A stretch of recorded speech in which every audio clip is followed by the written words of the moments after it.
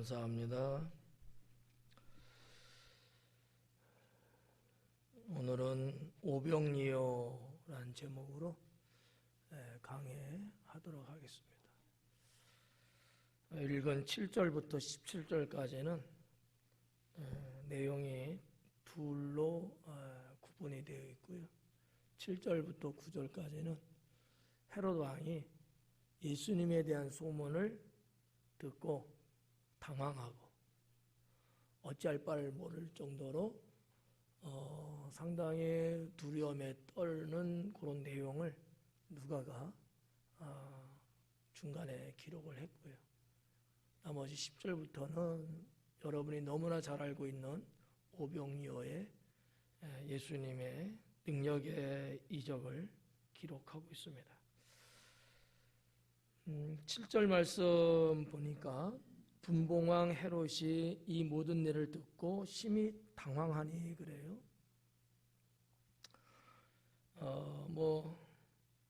이전에 강해를 하면서 이 분봉왕에 대해서 아마 제가 언급했을 거예요.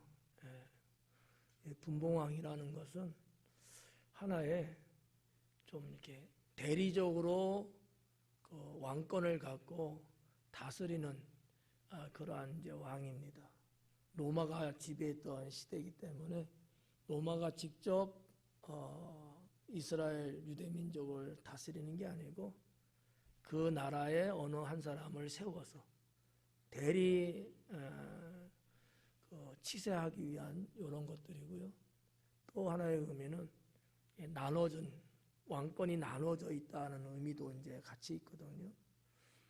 이제 예수님 당시에 이제 보편적으로 이스라엘 가나안 땅을 놓고 보면 많게는 한 7, 8개도 나눌 수 있지만 대략적으로 한 4, 5개 정도 이렇게 이제 지역 이렇게 분권이 돼 있었어요. 그러니까 이스라엘을 한 헤롯 왕이 다스린 게 아니고 지역마다 다스리는 왕들이 따로 있었고요. 근데 그 모두가 다 헤롯 왕가의 사람들로 구성이 이제 거의 됐던 거죠. 우리가 지도상을 보면은 이두메라고 하는 지역이 있어요. 일명 남방 지역이다 이렇게 말하기도 하거든요. 이스라엘의 남쪽이에요. 예루살렘보다 더 밑에 쪽. 그게 이제 이두메인데 그게 이제 네거티브 영어는 그렇게도 말하고 한글로는 그냥 남방 지역이다 이렇게 말하기도 하고 거기서부터 시작해서 위쪽으로 유대 지역, 또 그 위쪽으로는 사마리아 지역, 더 위로는 갈릴리 지역, 그리고 오른쪽으로 좀 오면은 이두레 지역이 좀 있는데 이두레 지역은 거의 나타나지 않는 이제 지역이고요. 그 밑으로 갈릴리 호수 바닷가 쪽으로는 이제 베레아 지역이 하나 있고요. 더 내려와서 사해 지방 쪽으로는 데가볼리라고 하는 지역이 이렇게 보편적으로 이렇게 분포가 되어 있는데 이런 그 땅을 당시에 왕 한 4명 정도가 물론 이제 시대에 따라서 조금 숫자는 다를 수는 있는데 이렇게 나누어서 다스렸던 그런 시대인데 이 헤롯 왕 안티파스라고도 말하는데 이 헤롯 왕이 다스렸던 그 때가 예수님 사역하시는 때고 그때가 이제 어떻게 보면 여러 분봉왕 중에서도 가장 핵심 인물 같은 이러한 이제 왕이었죠. 그래서 유대 지역과 어떻게 보면 데가볼리 여기까지도 이렇게 통치하다시피 했던 그러한 시절이었습니다. 이 헤롯이 이 모든 일을 듣고 심히 당황했다 그래요. 그냥 7절에는 어떠한 내용 없이 그냥 이 모든 일을 그래. 이 모든 일을 들었다라는 거죠. 그러면 이 모든 일은 도대체 뭘까? 넓은 의미로 말하면 예수님에 대한 이야기를 들었어요. 헤롯은 아직 한 번도 예수님을 본 적은 없을 거예요. 그냥 들리는 소문, 이야기만 들은 거예요. 근데 헤롯의 입장에서는 굿뉴스는 아닌 거죠. 왜냐하면 자기가 지배하고 유대 백성을 다스려 나가는데 아주 걸리적거리고 아주 껄끄럽고 힘들 수밖에 없는 예수님의 존재와 사역이라고 볼 수 있는 거거든요. 예수님의 사역 이전에 세례 요한이 사역을 할 때 얼마나 헤로드 왕이 힘들고 어렵고, 그러니까 헤로드 왕 입장에서는 상당히 까칠한 거죠. 그러다 보니까 세례 요한을 죽일 수밖에 없는 이러한 아주 극적인 상황도 헤로드 왕이 이제 가졌었는데, 아니 소문이 김이 그냥 모락모락 나듯이 나기 시작하는 거예요. 백성들 여기저기서 수근수근거리고 쑥덕쑥덕거리고 이런 어떠한 그 소문의 움직임이 그냥 어디 한두 군데 정도면은 그냥 무시하고 갈 수 있는데 그 정도가 아닌 거예요. 상당히 많이 퍼지고, 이게 헤롯 왕궁 안에까지도 들어와서 날 정도면은 그 헤롯 신하, 왕궁 안에 있는 신하들조차도 수근수근거릴 수밖에 없었던 거죠. 왜냐하면 왕이 일반 백성들이 사는 데 가서 기웃거리고 그게 안 되거든요. 들을 수가 없어요. 그러니까 이 소문이라는 것이 왕궁 밖에서부터 백성 일반 민간들에서부터 안으로 점점 왕궁 안까지 들어오면서 헤롯의 귀에 들리기 시작한 거죠. 그러니까 예수님에 대한 건데, 근데 누가는 예수님에 대한 것이라고 말하는 것보다도 좀 더 좁은 의미에서 새 이야기에 대한 것이라고 기록을 하고 있다라는 거죠. 그것이 이제 7절, 8절, 9절에 소개되고 있는 내용이거든요. 한번 볼까요? 자, 이는 그래요. 당황했는데 그 당황하는 이유가 도대체 뭐냐? 거기 보니까 어떤 사람은 요한이 죽은 자 가운데서 살아났다고도 하며, 사람도 어떤 사람들 보면은 요한이 살아났다고 하는 거예요. 이게 그럴 수가 있을까? 왜냐하면 헤롯은 자기가 직접 요한의 목을 잘랐거든요. 근데 어떻게 살아나? 근데 이런 소문이 그냥 한두 군데가 아니고 여러 군데서 자꾸 그런 얘기가 나오는 거예요. 그러니까 이게 참 당혹스럽죠. 얼마나 여러분 한편으로는 뜨끔하고 막 이런 생각했는지도 몰라. 귀신인가? 유령인가? 이런 거 있잖아요. 아니면 헤롯에게 그런 신앙은 없었겠지만 그래도 하나님이라고 하는 유대 민족의 전체적인 신적 존재에 대해서 그는 모르진 않아요. 전혀 무관하지도 않거든요. 그러면 죽었는데 살아났나? 별별 생각이 아마 많았을 거예요. 근데 분명히 누가는 이 부분을 아주 리얼하게 지금 기록을 한 겁니다. 요한이 죽었는데 살아났다. 여기서 수군, 저기서 수군. 여러분들은 헤로드 왕 안 해봤죠? 그러니까 그 심정을 알 수가 없어. 아니면 바꿔서 한번 해봐요. 여러분이 누군가를 죽였어요. 살인을 했어. 불명히 살인했어. 그래갖고 내가 매장까지 해버렸어. 근데 살아났대.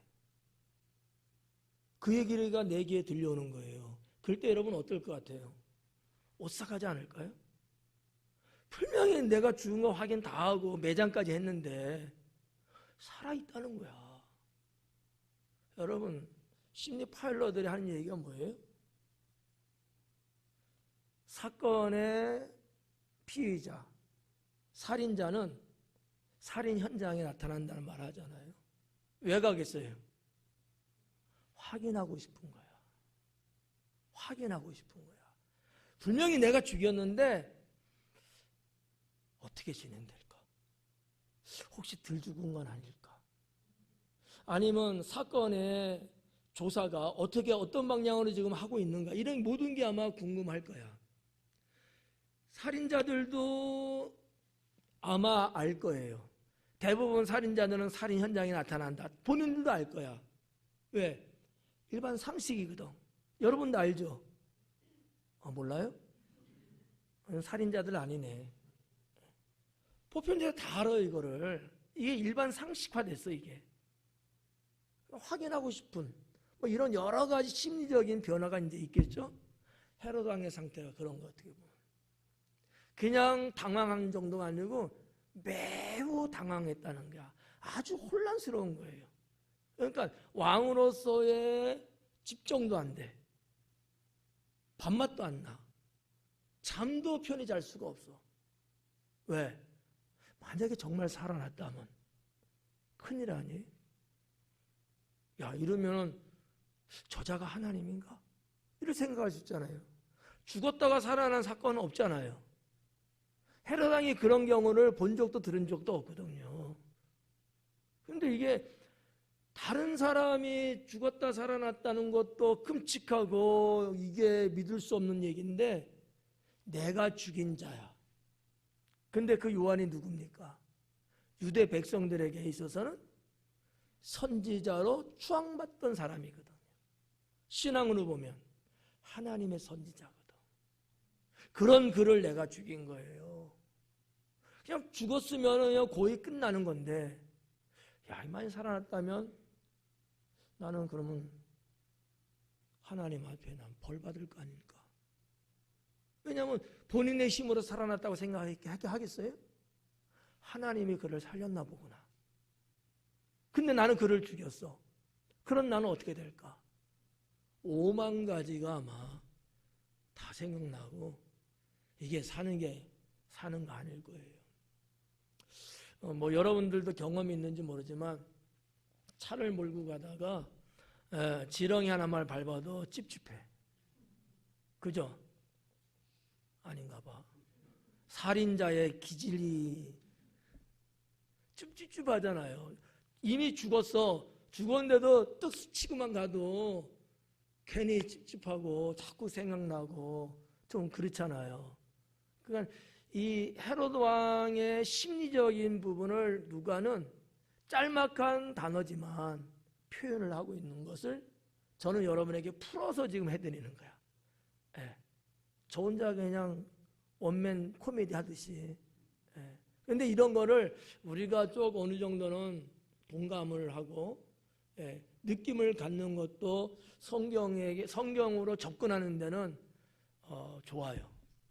맹숭맹숭 그냥 뚱 하고 있는 것보다는 그 상황을 한 번쯤 머릿속에 그려보면서 또 우리가 그런 사람이 될 리는 없지만 그런 어떠한 상황 전개되는 거라든지 심리적인 거라든지 이게 또 신앙하고 연결되는 문제라든지 여러 가지 것들을 이런 기회에 생각해 보는 것도 결코 나쁘지 않은 거죠.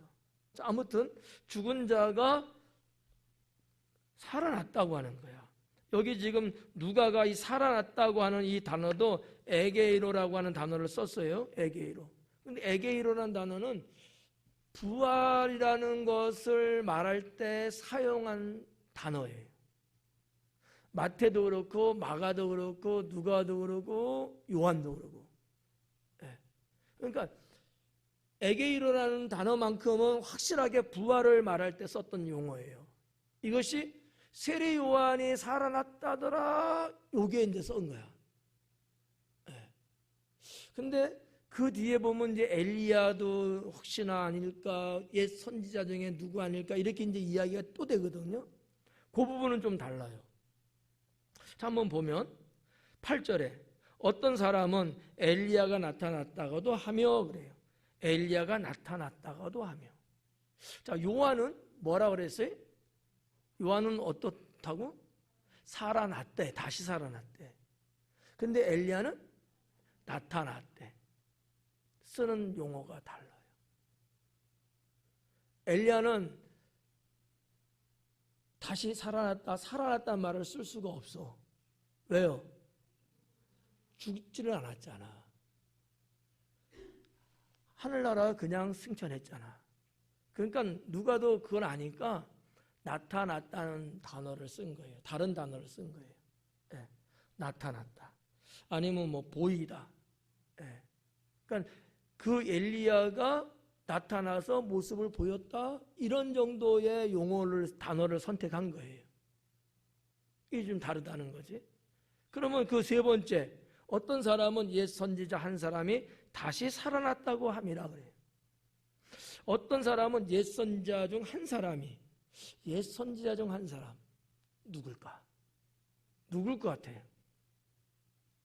유대인들은 많은 선지자가 역사적으로 있었잖아요. 그 중에서도 이 손가락으로 꼽는 선지자가 있었어요.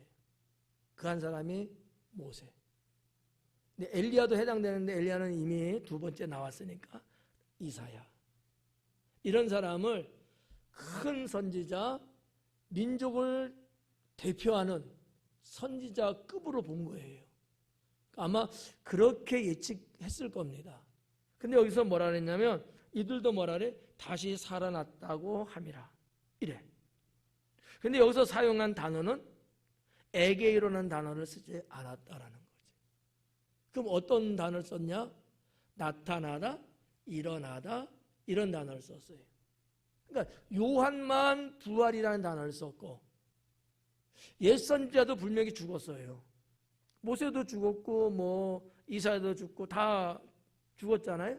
근데 그들에 대해서 누가는 예수님에게 사용했던, 세례 요한에게 사용했던 에게이로라는 부활의 단어를 안 썼고 그냥 이렇게 나타나다, 짱 하고 나타나다, 아니면 뭐 일어나다, 이런 단어로 가볍게 사용했다라고 하는 것이죠.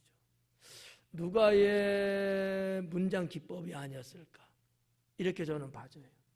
뭔가 차동화시키고 있다는 거죠. 똑같이 보지 않았다는 거예요. 이런 내용이 있는데, 자, 아무튼 헤롯 왕은 이러한 세 유형의 소문이 들리면서 너무 불안하고 초조하고 공포에 떨 수밖에 없었다라는 얘기죠.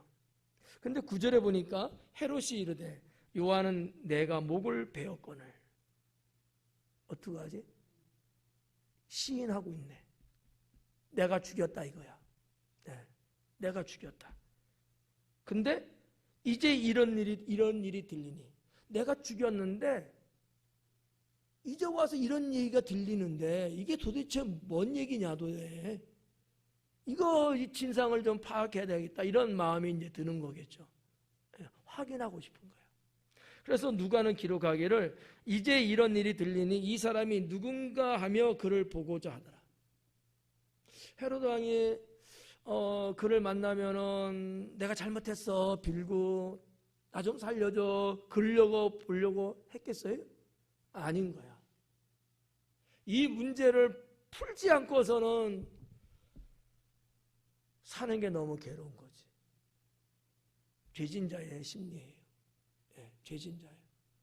그래서 누가가 그런 헤롯 왕의 당시의 상황과 그가 받는 고통스러움, 이것을 기록을 하고 있는데, 저도 뭐 왜 누가가 이런 내용을 예수님의 사역 중앙에다가 탁 끼워서 기록했을까 잘은 모르겠지만, 아마 그 시대의 그날의 사건에 대한 것을 날짜별로 이렇게 쭉 기록해 오는 거니까 기록을 했을 거라고 일단은 하나는 봐지고요.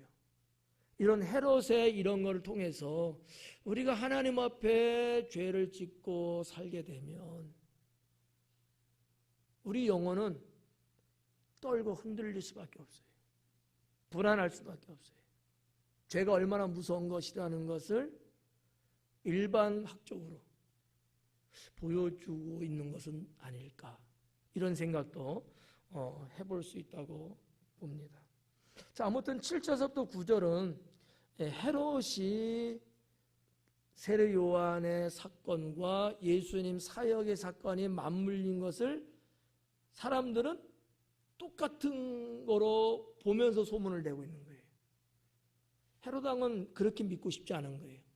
세례 요한은 이미 죽었고 저자는 분명히 다른 사람일 텐데 소문은 그게 아닌 거야. 예수님의 그것을 세례 요한이다, 엘리야다, 옛 선지자 한 사람 이렇게 물려서 말을 하니까 헤로드 왕 입장에서는 답답하고, 그래서 아마 이날 아마 명령을 내렸는지도 몰라. 철저히 조사해봐라 뭐 이렇게. 자, 그리고 이제 10절로 넘어왔는데 10절서부터는 이제 오병이어에 대한 말씀이죠. 사도들이 돌아와 자기들이 행한 모든 것을 예수님께 엽주니 데리시고 따로 베세다라는 고을로 떠나 가셨으나 그래요. 자, 사도들이라는 단어가 나왔습니다. 사도들이. 사복음서, 이 지금 오병이어의 사건은 사복음서에 다 기록이 돼 있어요. 마태, 마가, 누가, 요한복음까지. 예수님의 많은 이적들이 있는데 요한복음은 이적에 대해서 그렇게 많이 기록을 안 해요. 마태, 마가, 누가까지 요 세 군데는 거의 비슷하게 기록을 했어요. 그래서 공간복음이라고 말하는데 요한복음은 안 그렇거든요. 좀 더 요한복음은 영적이야. 네. 세 복음은 사실적이고 현실적이고.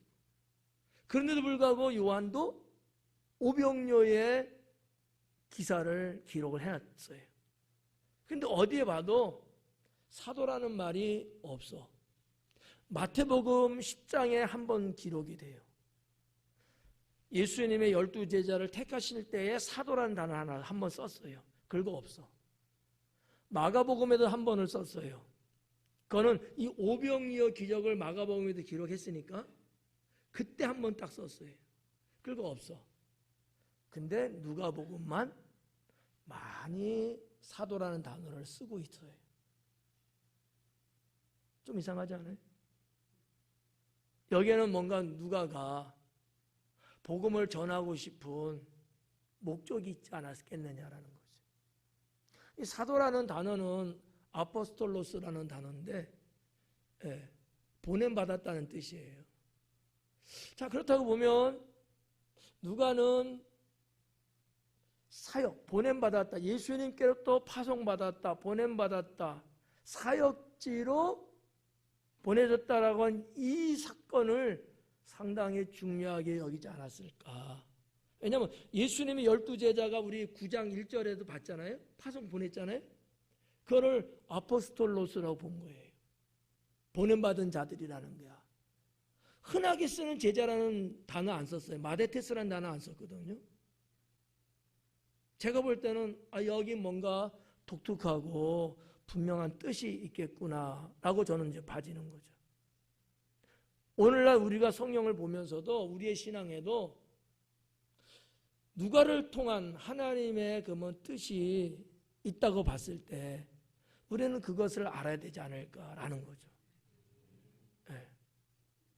예수님은 부활 승천하시기 전에 지상 명령을 하셨거든요. 땅끝까지 이르러 복음 전하고 세례를 주고 제자를 삼고 그랬거든요. 그러니까 어떻게 보면 우리 믿는 자들도 누가 될 수 있는 거예요? 아포스톨로스가 될 수 있다는 거죠. 정말 우리가 이제 교회사적으로 예수님의 12제자와 바울 사도, 이 사람들 사도, 직분적으로 사도 그런 건 아니지만 그 단어가 가지고 있는 함의적인 의미, 보냄받았다, 파송받았다, 이 의미, 이 의미로 볼 때 그들뿐만 아니라 우리들도 하나님 나라를 위해서 복음 전파하는 차원에서 우리도 보냄받은 자들이다라고 봐야 된다는 거죠. 이 부분을 우리가 이런 성경 말씀 속에서 캐내지 못하면 그냥 성경 읽는 거로 끝나고 말 거야 아마. 어떻게 생각하세요? 자, 나는 주님께로부터 보냄받은 자다. 그렇게 어떻게 믿어지냐고 물어봐야 되나? 그렇게 생각되어지냐고 물어봐야 되나? 어때요? 그게 연결이 어떻게 되는 것 같아요? 안 되는 것 같아요? 되죠. 저도 당진으로 보냄받은 주의 종으로 택하셔서 저를 하나님 나라를 위해서 저도 보내신 거거든, 하나님이. 우리가 직분적으로는 사도는 아니에요. 그죠? 목사지. 그렇지만 의미적으로는 보냄받은 자야. 12 제자가 예수님 승천한 이후부터 직분적으로 사도였어요. 그러나 누가는 의미적으로 사도라는 단어를 거의 한 10번 정도를 썼나 그래요. 뒷부분을 계속 가면서 사도. 이거는 누가만의 독특한 메시지가 담겨졌다라고 저는 그렇게 믿어요. 그래서 우리가 이 9장 오늘 본문 말씀을 다루면서 예수님 제자들만 보냄받은 자가 아니고 우리 모두가 다 보냄받은 자다. 이렇게 믿으셔야 된다는 거죠. 그래서 이제 사도들이 돌아와, 예수님의 제자들이에요. 그들이 돌아와 자기들이 행한 모든 것을 예수님께 여쭈니 그래요.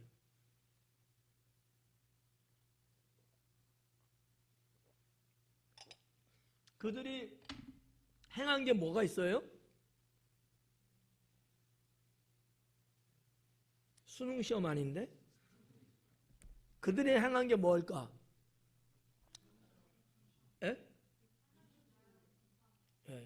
자, 하나님 나라를 전파하고 복음을 전파하고 병든 자를 고쳐주고, 오늘 본문에는 기록은 안 됐지만 추정해 볼 때 귀신도 내쫓고, 왜냐하면 예수님 당시도 예수님 사회 가시면서도 병든 자가 와서 병드는 건 분명히 사람의 눈으로 보면 병든 건데 귀신 들려서 병에 잡힌 거예요.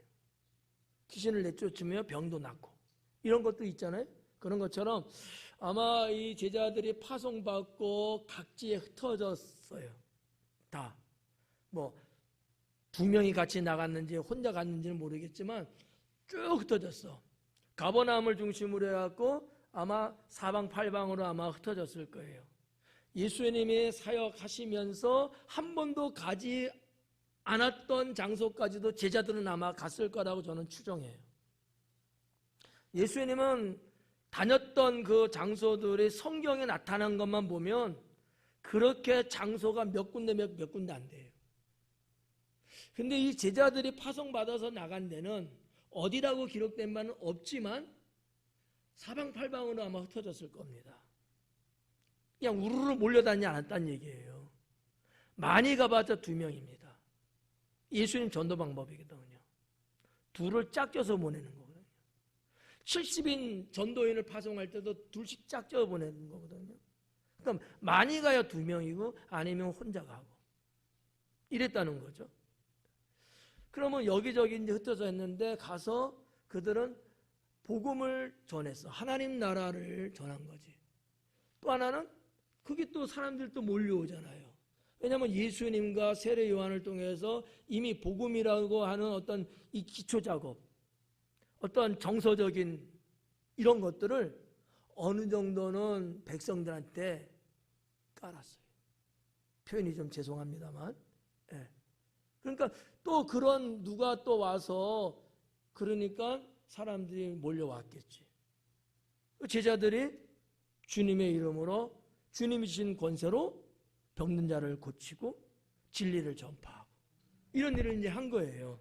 그 얘기를 하고 있는 거예요. 지금 자기들이 행한 모든 것을 예수님께 여쭈니. 자, 여쭈니라고 하는 게 국어사전적으로 뭐 제가 찾아보진 않았는데 그냥 상식적으로 여쭌다라는 얘기는 무슨 말이에요? 물어본다? 보통 이런 얘기잖아요. 근데 아니야. 원어에 보면 고하다, 보고하다, 알리다, 말하다 이런 내용이거든요. 그러니까 자기들이 사역하면서 있었던 얘기를 이제 예수님께 돌아와서 낱낱이 하나씩 보고했다라는 얘기예요. 근데 우리가 이 성경을 그냥 볼 때는 우리 한국 정서로 볼 때 모든 것을 예수님께 여쭈니 하면 조금 이상하다 이렇게 생각하는 사람은 아무도 없겠지만, 근데 가만히 보면 이제 그럴 수 있는 거야. 여기 당진에서는 어때요? 이게 쌀집에 가서 쌀 사나?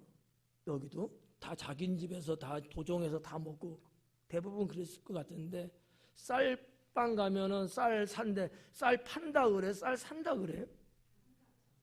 그거 봐, 쌀 사러 갔는데 쌀 판대, 이렇게 말하는 지방들이 있어요. 나는 처음에 헷갈렸어. 네. 쌀 사갖고 와라 그러지. 쌀 사러 갑니다 그러지. 쌀 팔고 올게 그래? 아니거든. 사는 건 사는 거, 내가 이렇게 얻는 게 사는 건데, 우리나라도 이렇게 지방 방언이 그랬듯이 뭐 그래서 그런지 몰라도 하여튼 번역을 여준이 이렇게 했는데, 원어적으로 볼 때는 고하다, 말하다, 보고하다, 이런 단어예요. 이런 단어인데 하여튼 학자들이 번역은 여준이로 해놨어.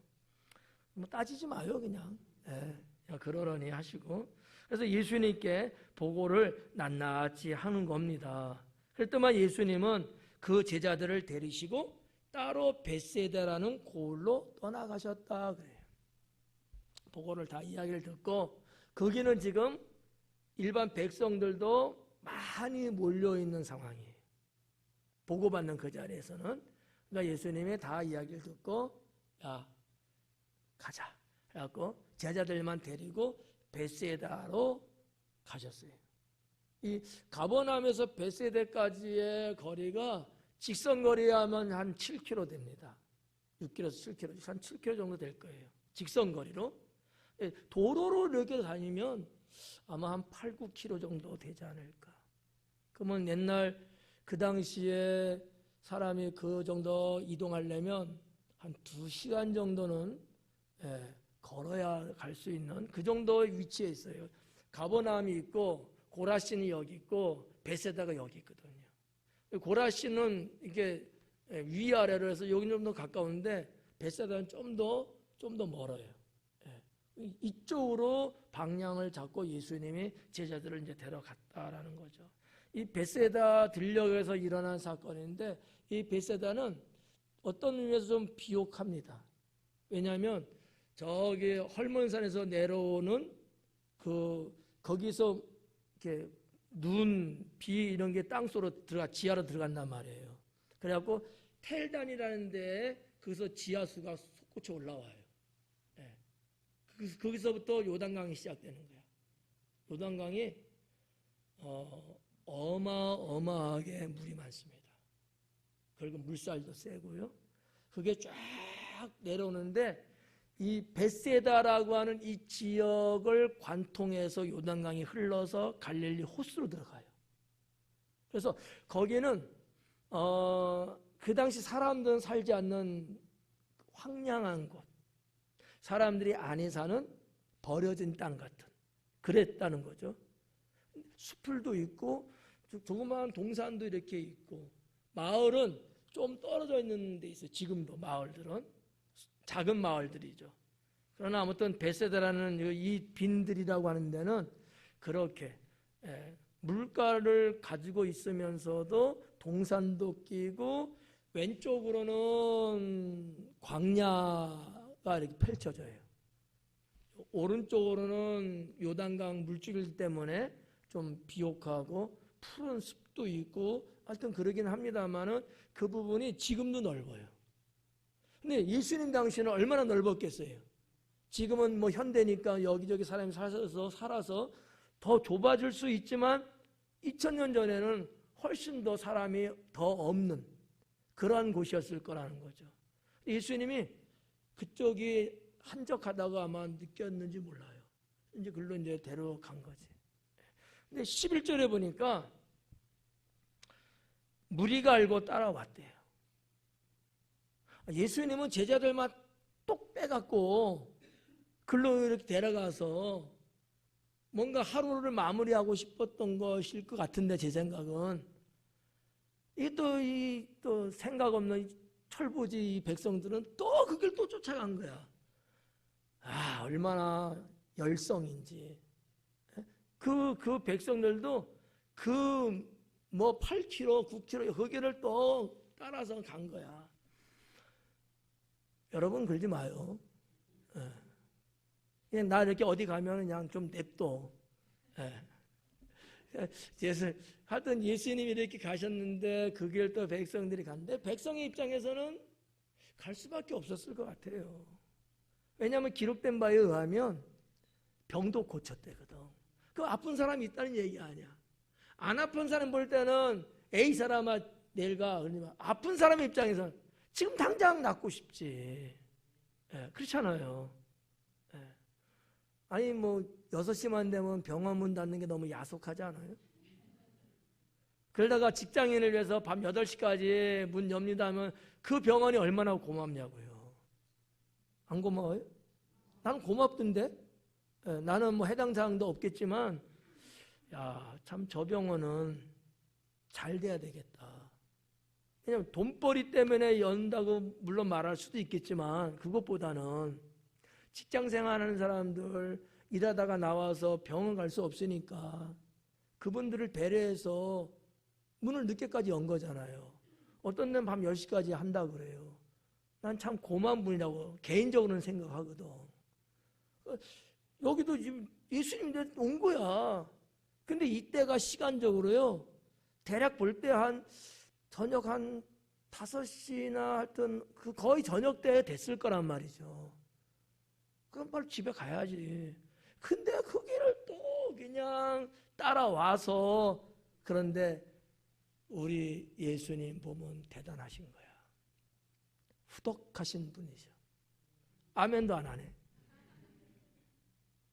얼마나 인자하고 예수님이라고 피곤 안 하겠어요?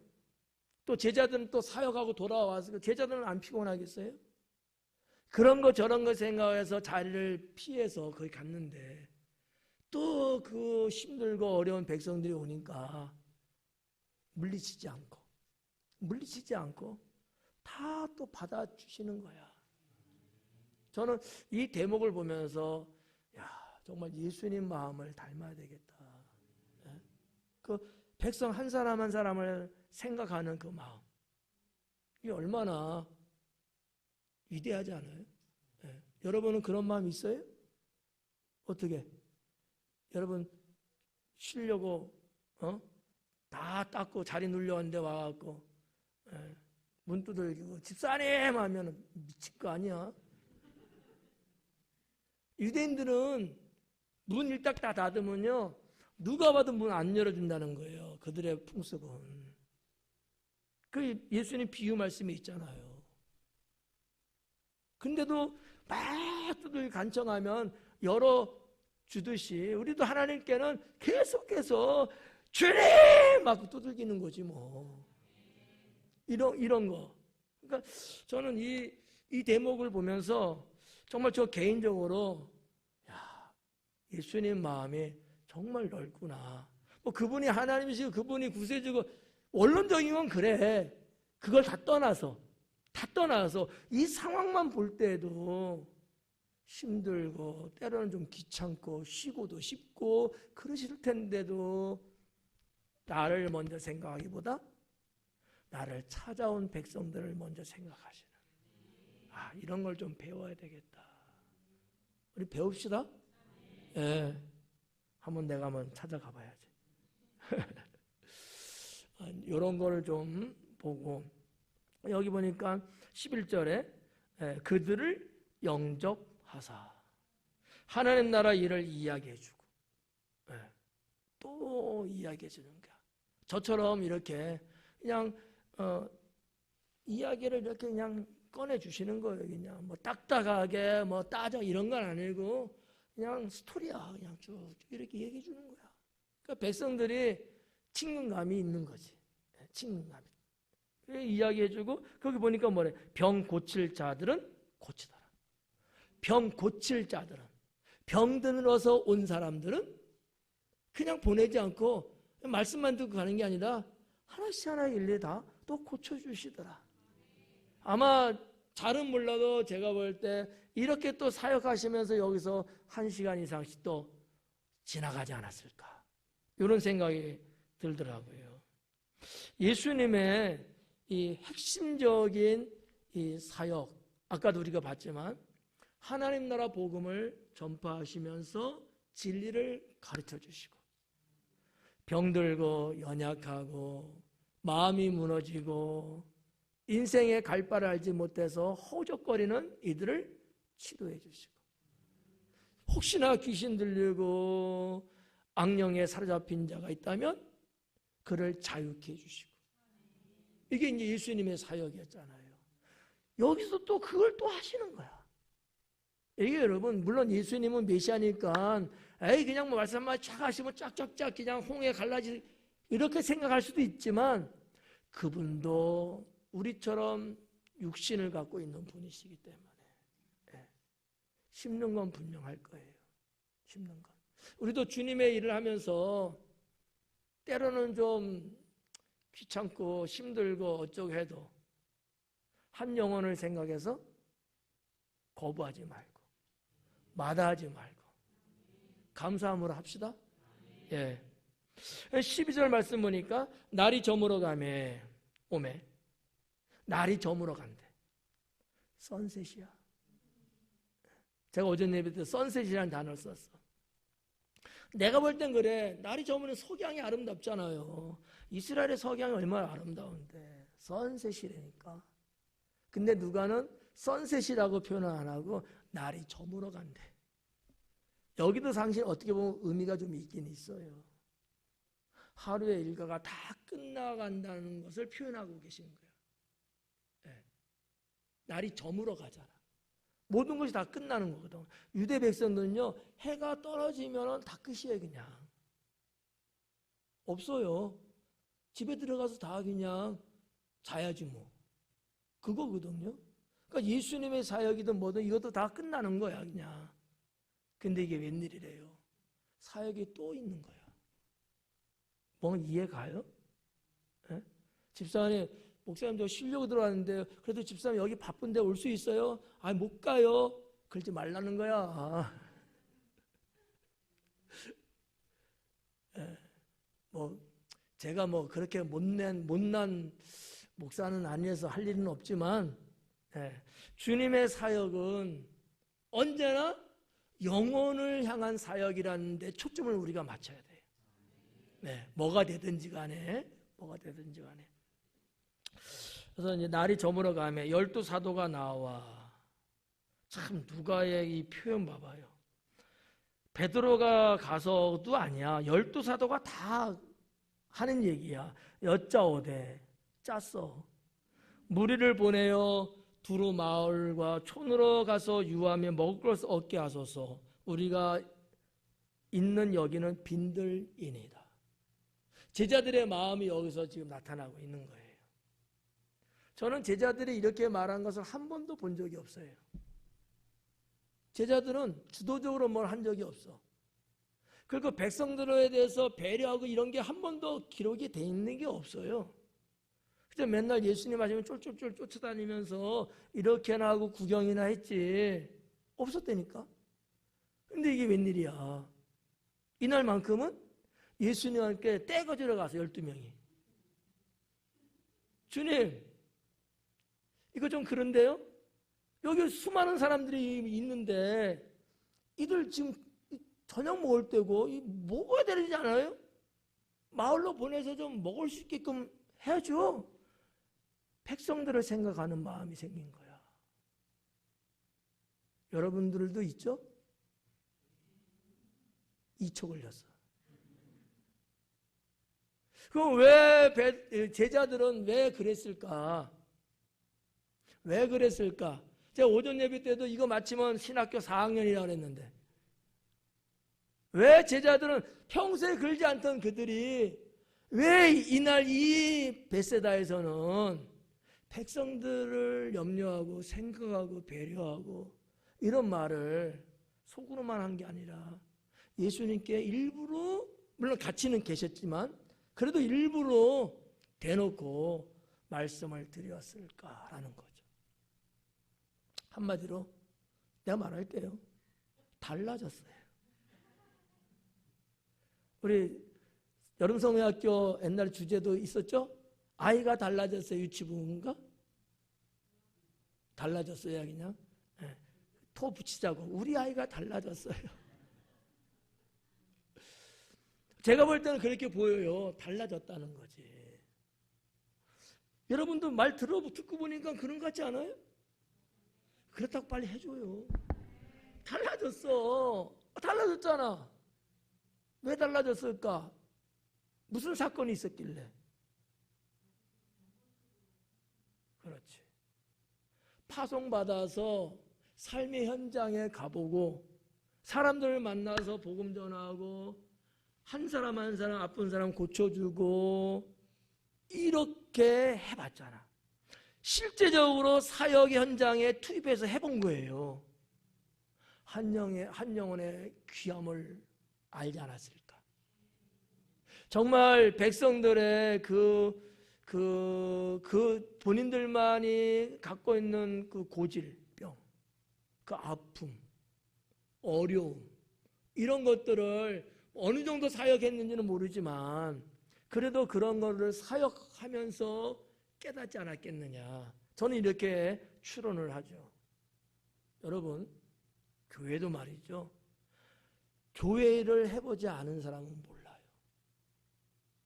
교회를 때로는 힘들고 고생스럽고 어렵고 버겁게 막 해본 사람만이 이걸 알 수 있는 거예요. 안 해본 사람 몰라요. 여러분, 오늘날 우리 교회가 여기까지 오기까지 별 문제 없이 쭉 왔다고 봐요. 정말 그랬을까요? 아니에요. 성도님들 두 다리 쭉 뻗고 잠잘 때 그때도 때로는 우리 교회도 다른 교회가 겪었던 어려움 왜 없었겠어요? 어느 누구는 시간 내서 밤늦게까지 일하면서 교회에서 봉사하고 막 그럴 때 누구는 그 자리에 없잖아. 그냥 된 것 같죠? 아니에요. 저절로 된 건 하나도 없어요. 누군가 주님 사랑하는 마음으로 교회 사역도 이렇게 하니까 여기까지 온 거예요. 그렇잖아요. 난 제자들을 그렇다고 보는 거지. 조금씩 이제 익어가고 있는 거예요. 지금까지는 제가 지난주에도 그런 표현을 했습니다만 이 앞부분까지는요 전반전이에요.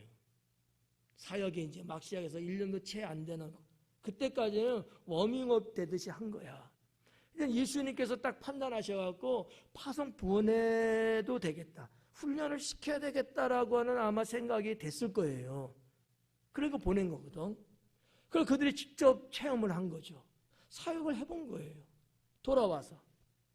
전에 백성을 볼 때의 눈동자하고 지금 백성들 보는 눈동자가 달라진 거야. 저는 그렇게 해석하고 있는 거죠. 네. 그래갖고 이제 이렇게까지 이야기를 하는 거예요. 근데 이게 다는 아니죠. 요건 한 반 정도 이제 말씀드린 거고. 자, 13절 한번 볼까요? 예수님께서 이르시되 너희가 먹을 것을 주라 하시니.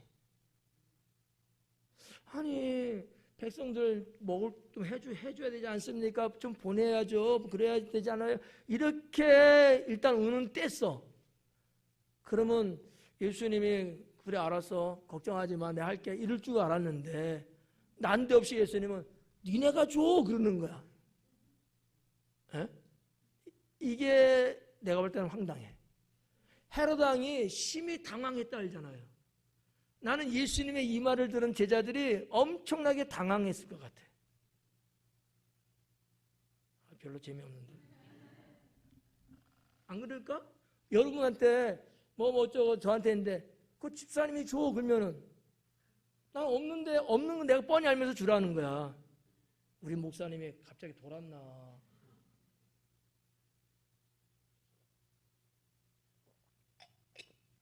예수님께서 제자들이 먹을 것을 싸들고 다니는 것을 본 적이 있을까요? 없잖아요. 빈털털이라는 걸 알잖아요. 그럼에도 불구하고 예수님은 왜 너희가 주라 그랬냐는 거지. 때로는 주님이 지금도 여러분에게 그렇게 말씀하십니다. 네가 줘라. 여러분들은 열심히 기도하는가? 주님, 암흑에 있잖아요. 너무 안타까워요. 어떻게 좀 해주세요. 주님만이 해답이에요. 막 그러는 거야. 근데 주님의 음성이 네가 줘라. 그럴 때 여러분은 아멘입니다 하고 여러분이 주죠? 그냥 해, 아멘. 양심을 어겨서라도 그래야 된다는 거지. 앞부분은 제자들의 그런 어떠한 변화, 또 마음이 넓어지고 이런 좋은 부분이 있는데, 예수님은 믿음을 테스트하신 것 같아요. 아니, 전혀 예수님이 모르고 말했다면은 모르지만 뻔히 다 아는 거 아니에요. 그렇잖아. 여러분 먹을 거 여기 지금 갖고 계신 분 있어요? 나 못 봤어. 없잖아. 아니 12명 예수님 앞에 있는데 뭐 이렇게 감추고 있어요? 아니잖아. 다 아시는 예수님께서 너희가 줘라 그러는 거예요. 그럼 왜 예수님은 그러셨냐는 거지. 제자들이 먹을 것을 줄 수 있어서 너희가 줘야 그랬을까? 줄 수 없음에도 불구하고 너희가 줘라 그랬을까? 앞에 것 같아요? 뒤에 것 같아요? 네? 걱정하지 말고 대답해. 앞에 거, 뒤에 거? 앞뒤 거? 앞에 거? 네. 뒤에 거? 네. 뒤에 있는 사람은 다 뒤에 거고 앞에 있는 사람은 다 앞에 거야. 앞에 거지. 앞에 거. 왜 앞에 거냐? 제가 설명해 드릴게요. 제자들이 파송받을 때 예수님께로부터 권능과 권세를 받고 나가서 뭐 했어요? 복음 전하기도 했지만 병자를 고쳤어. 그들이 의사예요? 아니잖아요. 뭘로 고쳤어요? 하나님의 권능으로, 주님의 권세로 귀신도 쫓고 했잖아요. 주님이 그걸 알아. 제자들도 자기들이 그렇게 했다고 예수님께 와서 보고 했잖아요. 알고 있어 본인들도. 그리고 얼마나 자화자찬했겠냐고. 붕 떠 있을 정도로 자기가 자기를 볼 때도 참 용하다, 훌륭하다, 잘했다 그럴 거 아닙니까? 그러면 사역 끝나고 왔으니까 주님이 주신 권세와 권능이 이제 싹 없어졌을까요? 아니잖아. 주님이 너희가 파송받아서 그렇게 했듯이 지금도 너희가 하라는 거예요. 그 사역의 현장에 너희가 가라 해서 갔고 가서 했잖아. 아, 우리가 뭘 하지? 아무것도 없는데? 그러질 않고 주님 말씀에 믿고 가서 하는 건 됐죠. 여기도 주님이 너희가 줘라 하면 어떻게 해야 돼요? 아멘하고 하면 나는 됐다고 봐. 나만 바본가? 저만 머리가 조금 이렇게 좀 모자라요? 아니거든. 한번 생각해봐요, 여러분. 베드로가 예수님이 그 밤 4경쯤에 갈릴리 어두운데 갈릴리 호수를 걸어가셨잖아요. 제자들 배에 있을 때. 보니까 뭐 시커먼 물체가 오니까 유령이야? 그러면서 베드로가 뭐래요? 주님이십니까? 주님이면 나보고 오라고 하라는 거야. 근데 주님이 그래 와라. 그럴 때 베드로가 어떻게 했어요? 물 위를 걸었어요? 못 걸었어요? 어떻게 인간이 물 위를 걸어요? 말이 돼요? 아니 되니까. 그래 와 했을 때 그 말씀만 믿고 베드로가 하니까 걸었다는 거지. 이 사건도 똑같아요. 주님이 너희가 줘라 했을 때 예 하고 정말 기도하고 했으면은 예수님께서 행하신 이적도 제자들도 했을 거라는 거지. 다를 게 뭐가 있어요? 그렇잖아요? 이거를 못 믿으면 믿음이 없는 거예요. 어떤 면에서 마음 씀씀이며 훈련되고 경험하고 여기까지는 합격이고 잘했는데 아직 완숙하지 못한 신앙. 여러분은 어떻게? 반숙이요? 완숙이요? 완숙해야죠. 네. 그러니까 말씀 앞에서 우리가 나를 한번 성찰해 보자고요. 주님이 지금 나에게 그래, 네가 해라 할 때 우리는 과연 나는 그러면 할 수 있냐 없냐는 거지. 안 볼게. 할 수 있어 없어요? 와, 목소리가 작잖아. 아직 반숙이야. 반숙. 하나님 나라 신앙의 세계는 믿음의 세계입니다. 하나님 앞에 말씀을 받았을 때는요 100% 200%가 되는 거예요. 되는 거라니까. 여러분 잘 생각해 봐요. 제가 100일 작정 기도를 했어요. 서울에서 개척 나가려고 100일 금식하면서 주님이 환상 보여주시고 말씀했는데 완숙이 안 되고 반숙이었어. 우리 어머님이 환상을 보는데 어머니의 젖가슴 한쪽만 이렇게 젖이 빵빵한 것만 보여주신 거야. 그래서 아직 안 돼. 왜냐하면 한쪽 가슴은 아니잖아. 그래서 그때는 100일이 안 지났어요. 하는 중이었으니까. 그래서 어머니 아직 아닌 것 같아요. 저도 환상을 보고 했는데 그래서 더 이제 했는데 주님이 그러시더라고. 이제 가라. 이제 가라. 그래가지고 그냥 짐 싸들고 내려온 거예요. 네. 아니 내가 여기가 뭘 안다고 누가 여기 있다고 여기를 오냐고요. 당신이라는 게 지구상에 있는지도 몰라. 그렇잖아요. 네. 아니 서울에 나를 원하는 사람들도 많고 원하는 데도 있고 붙잡는 사람도 있는데 내가 왜 오냐고. 근데 주님이 가라 하니까 죽으면 죽으리라 이거 놓고 기도했으니까 그냥 아멘하고 온 거예요. 여러분 우리 김동현 안수집사님도 올고 우리 김현아들 1년도 채 안 돼서 우리가 성전 건축 한 80평 했어요. 뭐가 있어서 하냐고. 뭐가 있어서. 가진 게 없어요. 내 집이나 있는 성도나 있나? 없지. 그럼 은행에 좀 싸놓은 사람이 있어? 없어.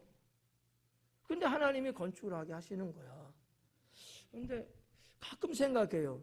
야, 어떻게 건축을 했지? 내 생각 같아서는 못해요. 저도 좀 똑똑하거든. 능력도 좀 있어요. 이것저것 할 수도 있고.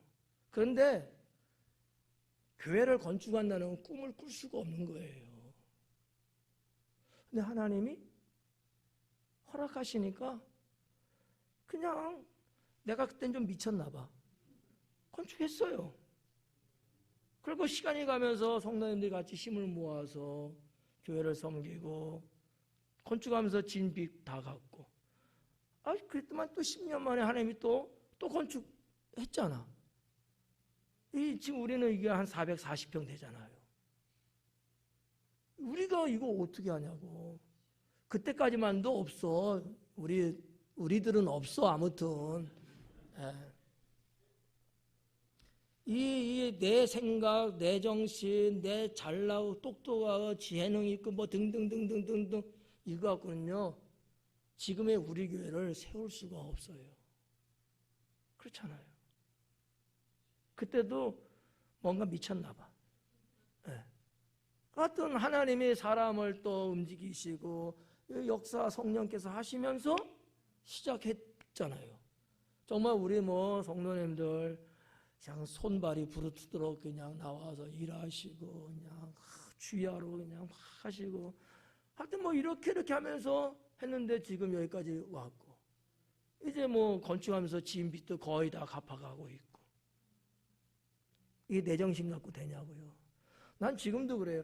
내 정신으로 하라면 난 못한다. 다 준비해놓고는 해. 나는 건축하는 데는 자신 있어요. 종합건설에다 안 맡기고 내가 할 수 있어 그냥. 근데 조건이 있어. 건축 비용 다 준비해 놓고 그럼 할 수 있어. 근데 이런 구비 조건이 안 되면 못해요. 제정신 갖고는 어렵죠. 그러니까 때로는 주님이 네가 해라 그렇게 말씀 안 되니까 쉬운 말로 말하면 뭐예요? 감동을 주신다는 거지. 여러분들도 성령의 감동을 받아서 감동 따라 이렇게 하시잖아요. 이거를 언어적으로 제가 표현한 게 네가 하라 이 얘기지, 감동 주실 때는 뭐예요? 하라는 거잖아. 맞죠? 예. 그러니까 이 제자들도 마찬가지라 저는 믿는 거예요. 주님이 하라고 할 때는 책임지지 못할 것을 주님이 하라고 했겠냐는 거지. 파송 보낼 때 그냥 보낸 게 아니잖아요. 권세와 권능을 주고 보낸 거잖아요. 이걸 우리가 알아야 돼요. 주님이 말씀하실 때는 그건 주님이 책임진다. 나는 그냥 주님의 권능을 믿고 하는 거예요. 그래서 오늘 이 말씀 속에서는 이런 부분들을 우리가 나의 신앙으로 가질 수 있어야 합니다. 네. 또 이렇게 아멘하고도 또 당장 그런 일 생기면 난 못해. 이럴 사람이 0.5명이 있을 것 같아. 네. 그 0.5명도 그러지 말고 주님 감사합니다. 믿습니다. 주님 많은 우리 성도님 중에서 저를 택하여 써주심에 뭐하다? 감사합니다. 이게 신앙이다. 이게 신앙이다. 네. 그래서 이 내용 이렇게 우리가 보고요. 너희가 먹을 걸 주라 하시니 여짜오되 우리에게 떡 5개와 물고기 2마리밖에 없습니다. 이게 누가의 뭐라고 할까? 세심함이라고 할까? 멋있음이 여기 있어요. 2마리밖에 없다는 거지. 보리떡 5개와 2마리밖에. 그 밑부분 16절 볼까요? 예수님께서 떡 5개와 물고기 2마리를 가지사 이러잖아요. 여기 이렇게 썼어요. 누가가. 근데 이 제자들의 고백 속에서는 그것밖에 없다는 거야.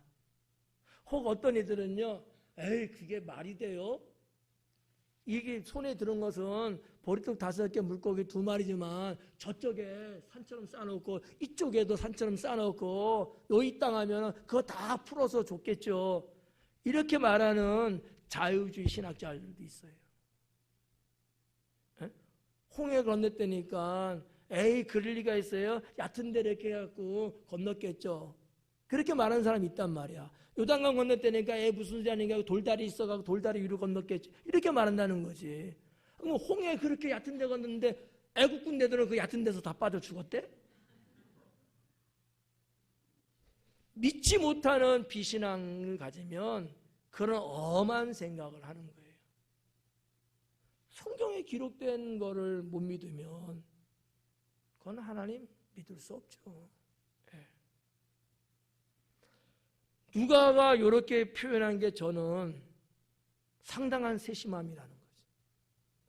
인간적인 생각이 끼어들지 못하도록 딱 잘라서 기록한 것이 아닐까라는 거예요. 정말 딱 오병이어야. 이 모든 사람을 위하여 먹을 것을 사지 아니하고서는 할 수가 없습니다. 우리가 갖고 있는 요거밖에 없는데 이거 갖고 어떻게 먹입니까? 남자만 5,000명이라고 여기 누가복음에서 썼듯이 5,000명 중에 5명도 먹기 어려워요. 제자들이 말하는 내용을 그대로 우리가 놓고 봤을 때 그러니까 제자들은 여전히 자기들이 해야 될 일인데 현실만 지금 보고하고 탓하고 있는 거지. 믿음 없는 소리인 거예요. 그래서 아까 제가 표현한 것처럼 아직 반숙에 불과하다. 아직. 그 많은 것들을 보고 듣고 체험하고 다 했음에도 불구하고 그런 것들이 자기 신앙으로 양분이 되지 못한 거예요. 이해가요? 오늘날도 마찬가지예요. 여기서 이런 말씀 듣고 능력도 보고 뭐 체험도 하고 이러지만 그게 자기 자양분이 돼야 되거든요. 안 되고 그냥 체험으로만 끝나버리는 사람이 많거든. 그러면 다 소용없어요. 그래서 예수님 부자와 나사로 말씀하시면서 부자가 뭐라 그래요?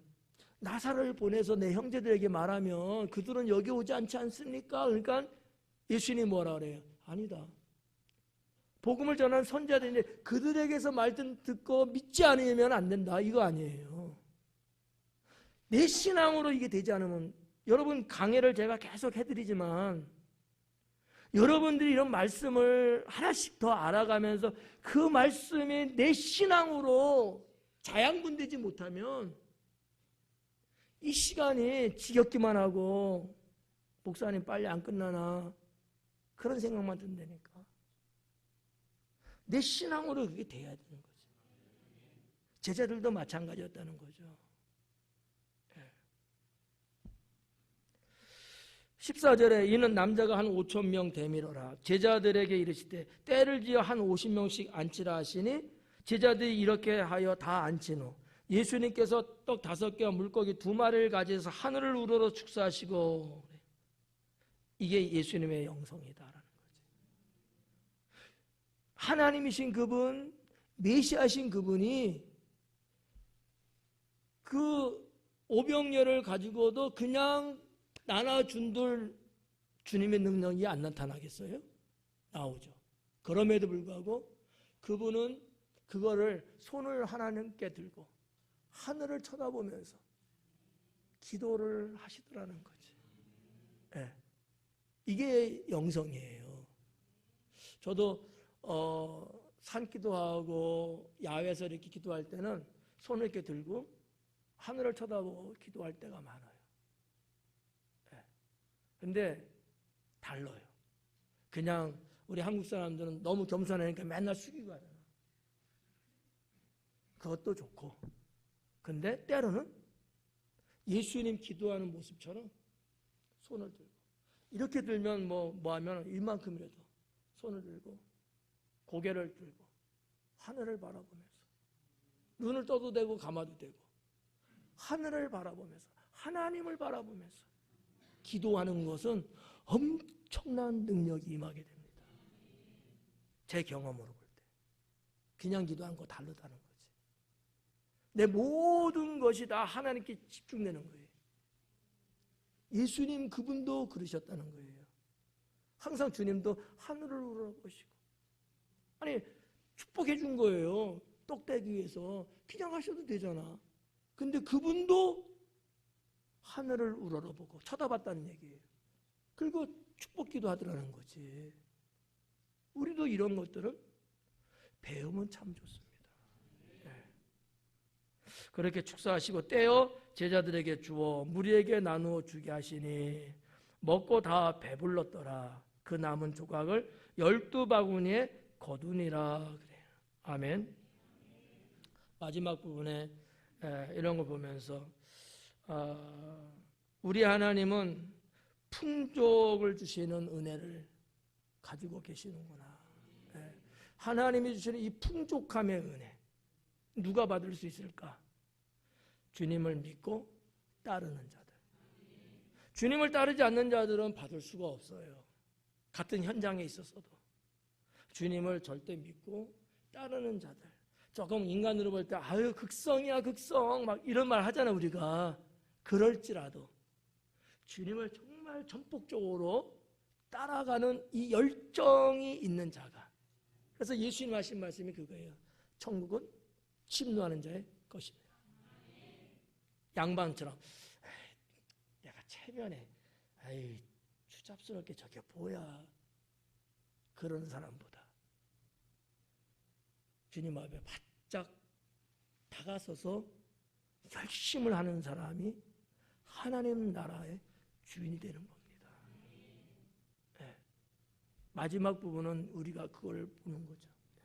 그래서 오늘 강해를 통해서 오병이어의 기적이라는 한 사건은 우리가 이미 다 알고 있는 거지만 누가복음을 통해서 또 말씀하고 있는 그 말씀에서 주님이 주시는 은혜를 내 것으로 삼고 내 신앙으로 승화시켜 나갈 수 있는 우리 모두가 되기를 주님의 이름으로 축원합니다. 기도하겠습니다.